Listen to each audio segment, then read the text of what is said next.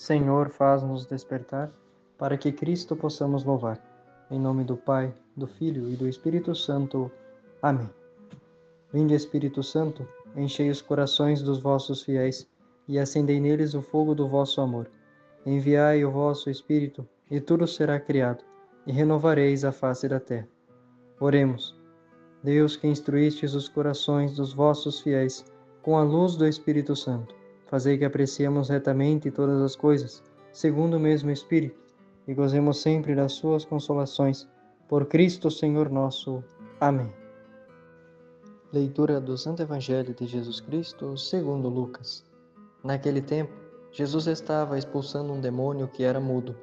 Quando o demônio saiu, o mudo começou a falar, e as multidões ficaram admiradas.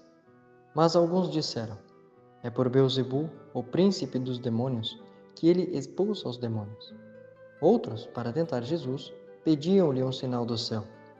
Mas conhecendo seus pensamentos, Jesus lhe disse: todo reino dividido contra si mesmo será destruído, e cairá uma casa por cima da outra.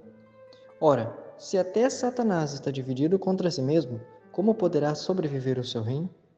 Vós dizeis que é por Beelzebul que eu expulso os demônios. Se é por meio de Beelzebul que eu expulso os demônios, vossos filhos expulsam-os por meio de quem? Por isso, eles mesmos serão vossos juízes. Mas, se é pelo dedo de Deus que eu expulso os demônios, então chegou para vós o reino de Deus. Quando um homem forte e bem armado guarda a própria casa, seus bens estão seguros. Mas quando chega um homem mais forte que ele, vence-o, arranca-lhe a armadura na qual lhe confiava e reparte o que roubou. Quem não está comigo está contra mim, e quem não recolhe comigo, dispersa. Palavra da salvação. Glória a vós, Senhor. Queridos irmãos, o Evangelho de hoje se vai apresentar de uma maneira tanto quanto forte, mas para nós um belo ensinamento. Jesus começa, quebrando este argumento soberbo e orgulhoso dos fariseus, e de tantas outras pessoas que ali estavam com ele que não acreditavam no poder de Jesus. Enquanto umas ficaram admiradas com esse exorcismo que Jesus fez e louvavam a Deus por isso, outros não aceitaram o poder que Jesus tinha e arrumavam contrapontos para contra Jesus. Mas, como diz a palavra, Jesus, conhecendo os seus corações, dá esse argumento maravilhoso e diz: como pode Satanás estar contra ele mesmo? Como que um demônio vai expulsar outro? Não faz sentido nenhum.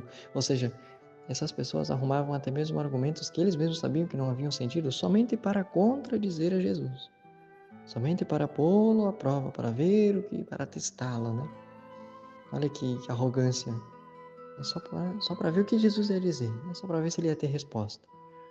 Mas Deus, Jesus, sendo Deus e onisciente, sabia de tudo isso. Então, depois de ter feito isso, de ter mostrado a esses fariseus o que realmente Jesus era, o seu poder, ele vai dizer no final: quem não está comigo está contra mim.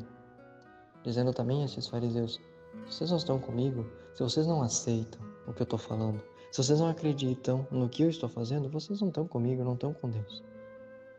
Então ele falou para os fariseus, ele falou para aquelas pessoas? Não, ele fala para nós. Lembram? O Evangelho, meus irmãos, não deve ser lido em terceira pessoa, mas como se fosse para nós. Ou melhor, é para nós, mas nós devemos nos obrigar junto com aquelas pessoas. É para nós que Jesus está falando. Então Jesus já começa falando: quem não está comigo está contra mim. Muitas pessoas hoje, meus irmãos, fazem como esses fariseus, Fazem como essas pessoas, que arrumam contrapontos para debater contra as coisas de Deus. Não, porque isso e porque aquilo. Não. Jesus deixa bem claro: ou você está comigo, ou você não está. Mas o que é estar com Jesus? É dizer que Jesus é legal, é bom demais, é isso aí? Uma visão, como a gente costuma dizer, New Age de Jesus, Jesus é legal, Jesus é bonzinho. Também é isso. Mas as pessoas ficam só nesse quesito e esquecem dos mandamentos e esquecem da palavra. Porque lembram, Jesus mesmo disse: ele é o caminho, a verdade e a vida. Aí as pessoas escolhem o que querem de Jesus. Não, eu quero que ele seja o meu caminho e minha vida, mas eu não quero o que ele fala. Eu não quero a doutrina. E se você não aceita Jesus, a doutrina de Jesus, você não aceita Jesus como um todo, porque Jesus é a palavra, ele é a doutrina. Jesus é o caminho, a verdade e a vida. Então muitas pessoas dizem, eu estou com Jesus, mas não vivem um só mandamento. Às vezes as pessoas que vão na missa, muitas vezes vão em festas e baladas. E aí? Qual que é a coerência disso? Então isso é que Jesus está falando. Muitas pessoas estão dizendo que estão com Jesus, mas só da boca para fora, e Jesus não quer isso. São Tiago nos vai dizer, na sua carta, que a fé sem obras é uma fé morta. Não basta que eu diga, eu tenho fé em Jesus, eu tenho fé na salvação, e só. Eu preciso me esforçar para buscar a salvação.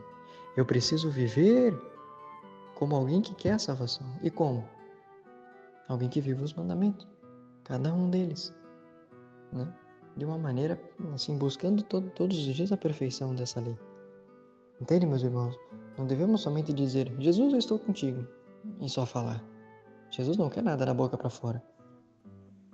De novo cito São Tiago em outra carta que ele diz que é todo aquele que diz amar a Deus, mas não vive os seus mandamentos, e não ama seu irmão, mas também relacionado aos mandamentos, é um mentiroso.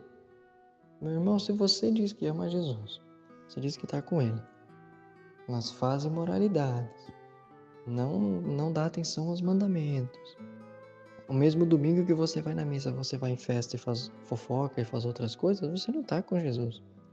Ou você abraça totalmente a Jesus, ou você expulsa totalmente Jesus da sua vida. É isso que Jesus está falando. Quem não está com ele, está contra ele. Não existe meio termo. São João Maria Vianney também falava, infelizmente você não pode dividir o teu coração entre Jesus e o mundo. Ou você é totalmente de um, ou você é totalmente de outro. Falando justamente desse evangelho, este grande santo nos fala. Então, meus irmãos, se trata disso, de sermos pessoas que estão com Jesus. E como eu estou com Jesus? Vivendo uma vida de oração, uma vida de constante busca dos sacramentos, confissão, Eucaristia, né? Uma vida de oração em casa, todos os dias me retirar ali uns 15 minutinhos, meditar sobre o Evangelho, fazer a minha oração, rezar o Santo Terço, observar os mandamentos toda noite antes de dormir, olhar os mandamentos, será que eu vivi todos eles? Será que eu falhei em algum? E se eu falhei, pedir perdão, e se for mortal, buscar confissão? E isso é estar com Jesus. Estar com Jesus não é não ter pecado, mas é buscar cada dia mais evitar o pecado, cada dia mais buscar a perfeição. E isso é estar com Jesus. Entende? Então não se trata de não ter pecado. Mas eu já pequei muito na minha vida, então quer dizer que eu não posso estar com Jesus? Não. Se você está vivo é porque Deus está te dando um sinal para você buscar Ele. A partir do momento que nós não estivermos mais nesta vida, aí sim já não é mais tempo de buscar a Jesus. Porque não tem mais. Já acabou esse tempo. Então, meu irmão, aproveitemos esse tempo para buscar a conversão, a confissão e uma vida de oração.